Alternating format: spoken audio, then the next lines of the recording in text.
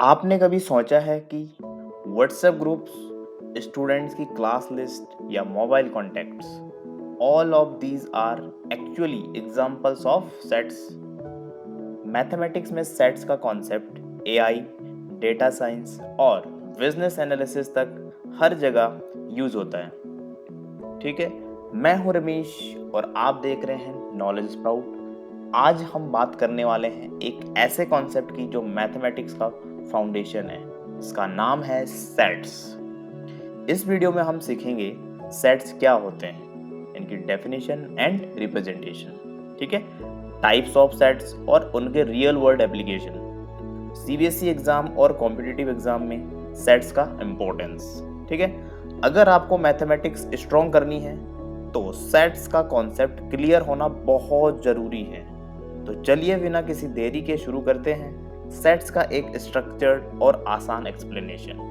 Video को starting से and तक जरूर देखिए और अगर आपको वीडियो पसंद आए तो लाइक, शेयर और सब्सक्राइब जरूर कीजिए और आपका जो भी डाउट हो कमेंट सेक्शन में जरूर बताएं।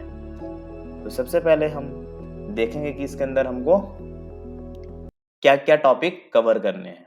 ठीक है, तो इसके अंदर आपके सबसे पहले सेट्स एंड देयर रिप्रेजेंटेशन, उसके बाद empty set, finite and infinite set, equal set, subsets, universal set, Venn diagrams, operations on sets, complement of a set. तो ये सारे के सारे टॉपिक आपने यहाँ पे डिस्कस करने हैं। ठीक है, इस चैप्टर के अंदर। तो सबसे पहले आपके पास आता है डेफिनेशन ऑफ सेट, कि भाई सेट होता क्या है। ठीक है, डेफिनेशन ऑफ सेट्स, तो a set is a well defined collection of object, यानी कि वेल डिफाइंड कलेक्शन जो होगा किन्हीं भी ऑब्जेक्ट्स का, उसको हम क्या बोलते हैं, सेट। जैसे आपके पास मैंने बोला कि ऑड नेचुरल नंबर जो लेस देन 10 हो उनका एक सेट बनाइए। ठीक है, तो 1 3 5 7 9 ये सारे के सारे क्या है, ऑड नंबर। तो ये वेल डिफाइंड है कि नहीं है, बिल्कुल है। तो जो हमें वेल डिफाइंड ऑब्जेक्ट्स हो ना उनका जो कलेक्शन है वही आपका क्या है, सेट। जैसे कि मैंने यहाँ पे कुछ फ्रूट्स लिए, ठीक है, तो ये भी अपने आप में क्या है, एक सेट है, वेल डिफाइंड। ठीक है, the solution of the equation x square minus 5x+6, यहां से जब आप इसको कैलकुलेट करोगे ना, मतलब सॉल्व करोगे, है ना, तो यहाँ आपको पता चलेगा इसके दो वैल्यूज आएगी जिसको हम जीरोस बोलते थे, 10th स्टैंडर्ड में हमने पढ़ा था अल्फा बीटा, यानी कि 2 और 3 इसको कैलकुलेट करने के बाद आएगा। इसका मतलब ये भी क्या है, वेल डिफाइंड है। जहां पे हमको क्लैरिटी ना हो, ठीक, कि यहाँ पे जो ऑब्जेक्ट है ये डिफाइंड है, वेल डिफाइंड, तो हम बोल देंगे कि भाई ये सेट नहीं है। ठीक है, अगर वेल डिफाइंड है तो हम क्या बोलेंगे, ये ऑब्जेक्ट जितने भी है ये सारे क्या है, सेट्स के एग्जाम्पल हैं। ठीक है, नेक्स्ट,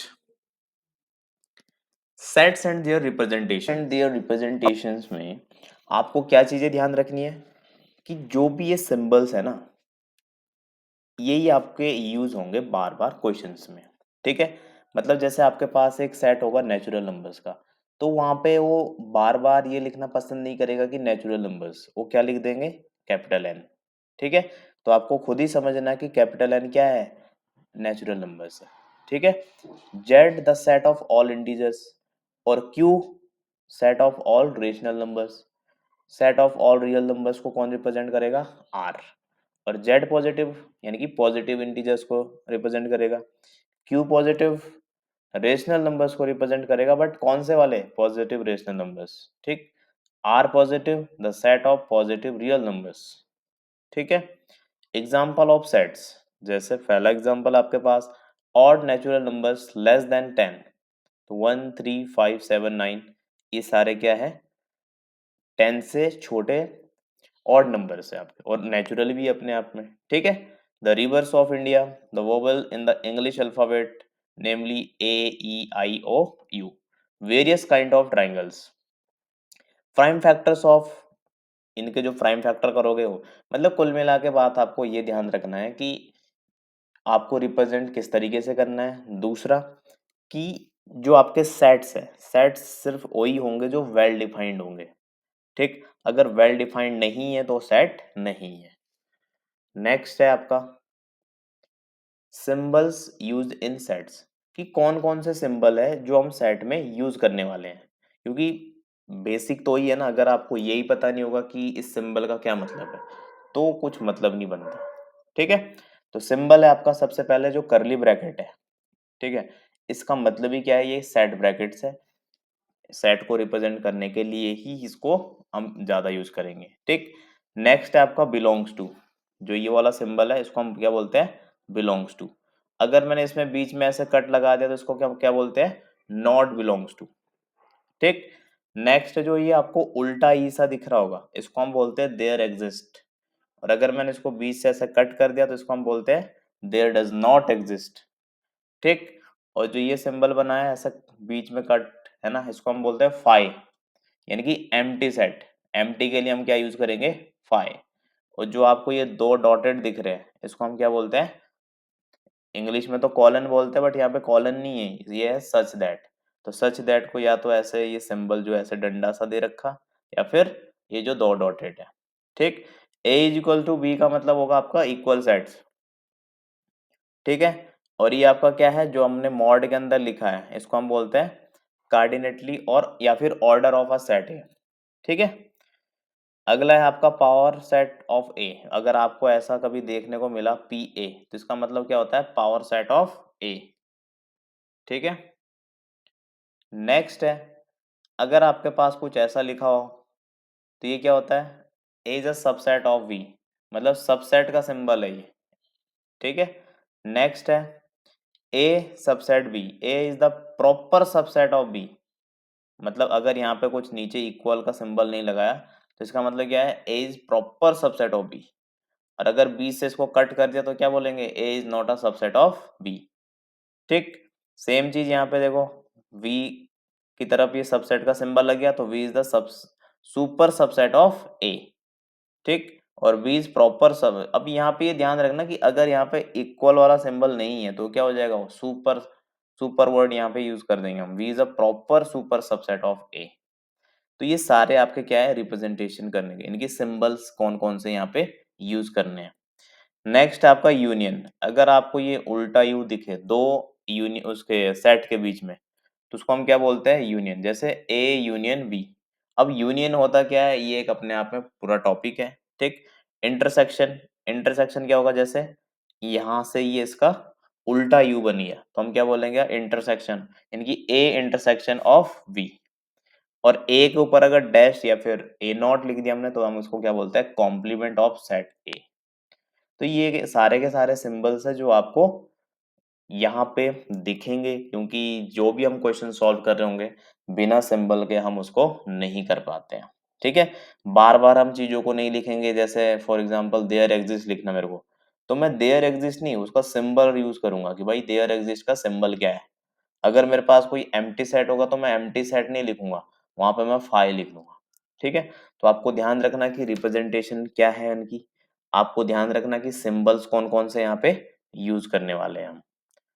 तो चलिए next, methods of representing a set, कि यहाँ पे कौन कौन से मेथड्स हैं। ठीक है, तो आपके पास है there are two methods of representing a set. पहला मेथड है रोस्टर और टेबुलर फॉर्म, या तो हम इसको क्या बोलते हैं, रोस्टर फॉर्म, या फिर क्या बोलेंगे, टेबुलर फॉर्म। दूसरा आपके पास आता है सेट बिल्डर फॉर्म। ठीक है, अब दोनों में डिफरेंस क्या है ये समझ लीजिए। जो आपका रोस्टर फॉर्म होता है ना, रोस्टर फॉर्म में जैसे मैंने अभी आपको एक एग्जांपल दिया था कि आपको ऐसे ऑड नेचुरल नंबर लिखने जो 10 से छोटे हैं। ठीक है, तो आप उसको कैसे लिख रहे थे,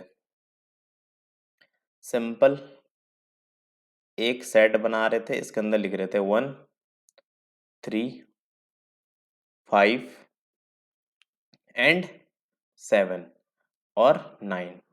तो ये सारे के सारे क्या है, ऑड नेचुरल नंबर है जो 10 से छोटे हैं। ठीक है, तो इस फॉर्म को हम क्या बोलते हैं, या तो हम बोलेंगे टेबुलर फॉर्म, ठीक, या फिर हम क्या बोलेंगे, रोस्टर फॉर्म। ठीक है, अगर तो इसी दोस्तों अब नेक्स्ट जो हमारे पास फॉर्म है उसका नाम है सेट बिल्डर फॉर्म। ठीक, अब सेट बिल्डर फॉर्म होती क्या है, तो सबसे पहले आप डेफिनेशन देखिए। In a set builder form all the elements of a set possesses a single common property मतलब डिफरेंट डिफरेंट प्रॉपर्टी नहीं लिख सकते आप इसके अंदर, ठीक, which is not possessed by any element outside the set. For example, अगर आपके पास क्या है, कोई वोवेल है इंग्लिश के, ठीक है, A, E, I, O, U, all the element possess a common property, क्योंकि सारे के सारे वोवेल ही है ना, तो इनकी प्रॉपर्टी सेम ही है, ठीक। Each of them is a vowel in the English alphabet and no other letter possess this property. Simple सी बात है, क्योंकि दूसरे तो फिर वोवेल तो 5 ही है ना, इसके अलावा तो वोवेल है ही नहीं। उनकी अगर आपने कोई और एलिमेंट इसके अंदर लिख दिया तो फिर कॉन्सोनेंट हो गया ना, ठीक है। तो इसको कैसे डिनोट करेंगे, तो वो देखते हैं, ठीक। तो देखो, अब जो भी हमारी यहाँ पे सेट बिल्डर फॉर्म होगी उसके अंदर हम कैसे लिखते हैं, जैसे वोवेल है, वोवेल को हमने वी से रिप्रेजेंट कर दिया, is equals to curly bracket लगाना आपको, जिसको हमने बताया था आपको कि बिना इस ब्रैकेट के सेट हो ही नहीं, मतलब हम रिप्रेजेंट कर ही नहीं सकते इसके बिना, ठीक है। तो x such that x is a vowel in English alphabet, तो हम इतना ही लिख देंगे, ठीक है। मतलब ये क्या हो गया, उसको रिप्रेजेंट करने का तरीका हो गया, किसका, सेट बिल्डर फॉर्म का, ठीक। अब थोड़ी और क्लैरिटी लाते हैं इसमें।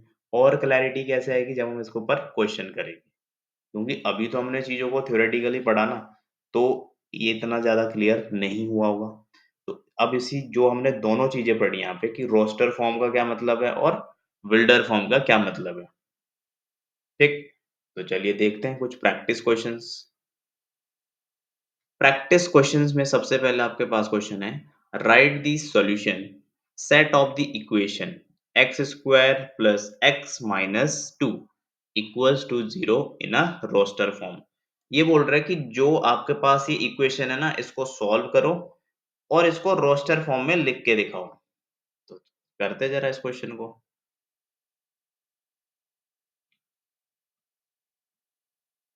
आपको बोल रहा है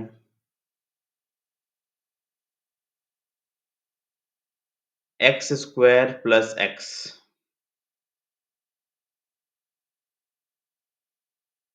x square plus x minus two, ठीक, इज इक्वल्स टू जीरो। तो सबसे पहले हम क्या करेंगे, इसके फैक्टर निकाल लेते हैं।